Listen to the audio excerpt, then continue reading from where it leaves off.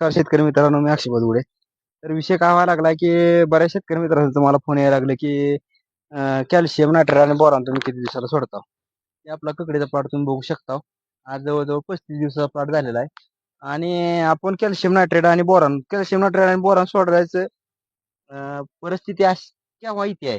तर जेव्हा शेतकरी मित्रांनो आपल्या ककडी प्लॉटमध्ये फुलधारणा किंवा बारीक सेटिंग बाहेर पडेल त्या दिवसापासून कॅल्शियम नायट्रेट आणि बोरॉन आपण चालू केलेला आहे.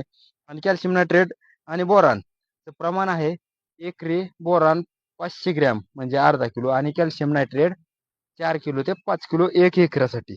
आणि ते आपण सोडत आहोत 8 दिवसातनं एकदा, आठवड्याला एकदा कॅल्शियम नायट्रेट आणि बोरॉन सोडायचं. हे सोडायचं कारण एकच आहे की आता काय झालं की वाढता गारवा आहे, थंडी वाढायला लागलेली आहे. त्यामुळे काय व्हायला लागले की बऱ्याच काकड्याच्या मिड्या बारीक जी माल लागायला लागलेला आहे ती पिवळा पडायला लागलेला आहे आणि गळायला लागला आहे. तर ते पिवळा पडू नये आणि मालाची गळ होऊ नये त्यासाठी कॅल्शियम नायट्रेट आणि बोरॉन काम करते. त्यासाठी 8 दिवसातनं एकदा आपण आपल्या ककडी प्लॉटमध्ये कॅल्शियम नायट्रेट आणि बोरॉन सोडता म्हणजे सोडता. हे फिक्स आहे.